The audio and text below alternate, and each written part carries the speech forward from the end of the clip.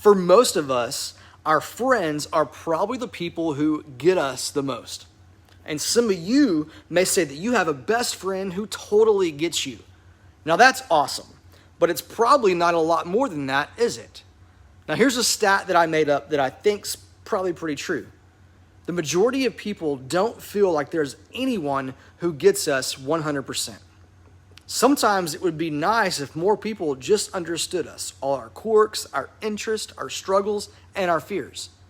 But instead, most of the time, we feel like nobody truly gets us. And you know who else feels that way? Almost everybody.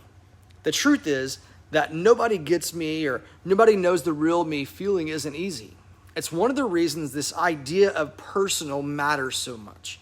Because whether you knew this or not, you are actually wired to be known. You were made to have somebody who gets you and understands you. And this, my friends, brings us back to a guy named Zacchaeus. Now, last week we started talking about this encounter Jesus had with a man named Zacchaeus. The Gospel of Luke is the only gospel that tells the story of Zacchaeus. And there's kind of a reason for that. Luke was writing to a mostly not Jewish audience. The first followers of Jesus were Jewish. So they kind of figured that everyone who followed Jesus would have been Jesus. But that's not the way Jesus was. He was for anyone from any background. So it was natural for the not Jewish people to feel like they didn't quite fit in. So Luke shares the story of Zacchaeus, who, like we learned last week, was on the outside of the group. He was a Jewish tax collector, which was a super bad thing to be. He was like a sellout. But then Jesus comes to town, and everyone wanted to see him. Is he like the rumors say he is? Is he really healing people and performing miracles? Is he really challenging the powers in charge? See, everyone wanted to see what Jesus was like, and Zacchaeus was no different. He wanted to see as well. To get a better view of Jesus, Zacchaeus climbs up a tree. He was short, so getting a higher view helped him out. Does anyone remember the old song, Zacchaeus was a wee little man was he? Yeah, okay. But I also imagine Zacchaeus wasn't sure how Jesus would feel about a guy like him, a guy who collected taxes for the Romans and a little extra money to keep for himself. Remember, Jesus looked out for the poor and the mistreated people, and nobody was better at mistreating people or making these people feel poor than Zacchaeus. So I imagine Zacchaeus wasn't really looking to stand out. But then the craziest thing happens. Jesus looks up, sees him in this tree, calls out to him, and then invites himself over to Zacchaeus' house for dinner. Luke says this in Luke 19, verse 5.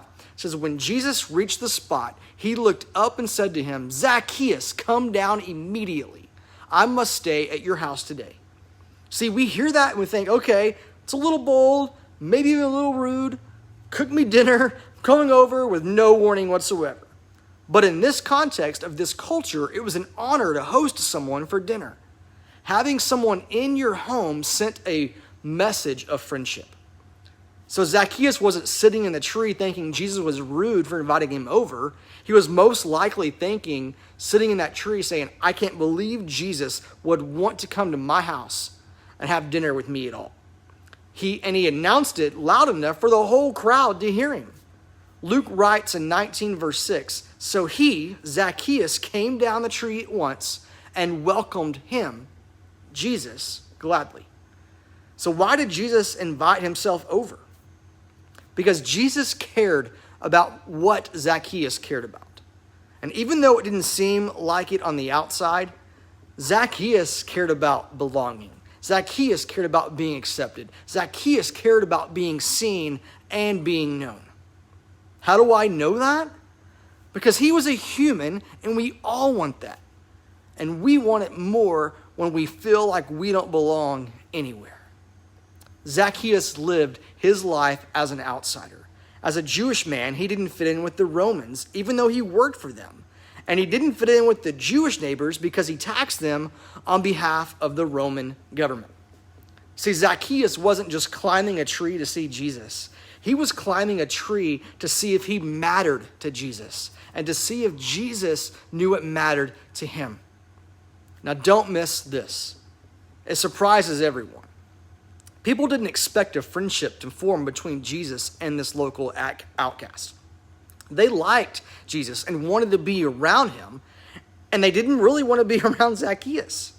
In fact, they all probably thought they already knew everything they needed to know about Zacchaeus. As a tax collector, they knew exactly what he was like, and they had no desire to be around him.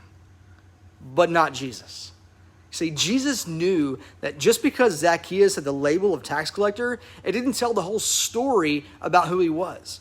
See, Jesus understood Zacchaeus was just a person who wanted to belong, and Jesus went over to his place to show him that he did. Now, if you've ever wondered what Jesus thinks about you, I would hope that the story of Zacchaeus is an encouragement to you. But maybe you've always felt like there was certain things that mattered to Jesus. Now, I want you to know that things that matter to you matter to him. The things that interest you interest him. He gets you personally. Think of it this way. It's personal because Jesus knows what matters to you. The personal Jesus surprised Zacchaeus and definitely shocked the people around Zacchaeus. And chances are there are a lot of people around you every day who would never guess that Jesus is so interested in them personally. This week, I want to challenge you to try both of these ideas. One, talk to Jesus about what matters to you. See, Jesus cares about what you care about. So start there. Pray about it. Share it with him. Let him know about the things that you like. Let him know about the things that worry you. Tell him the things that bring you life and the things that just drain you.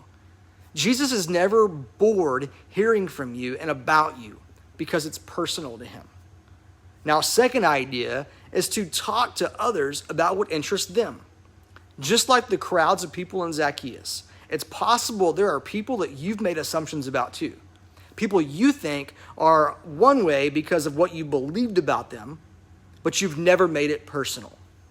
Maybe this week you can make it personal by being intentional and discovering the things others like.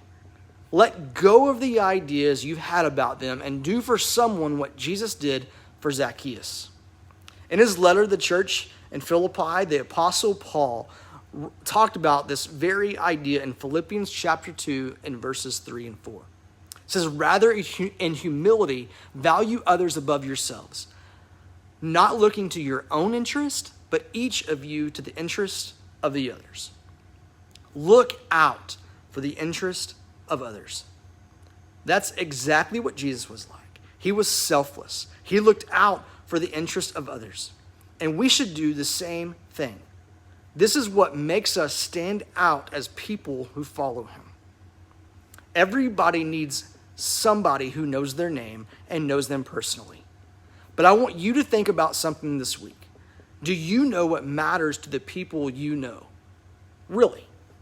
Have you taken the time to be personal enough to try and get them? When we take the time to make it personal with others, we are living like Jesus. Jesus was never satisfied by making a judgment about a person from far away. He got close. He took time, and he never let a label or an assumption form his opinion. He cared about what mattered to others because they mattered to him. It's personal because Jesus knows what matters to you.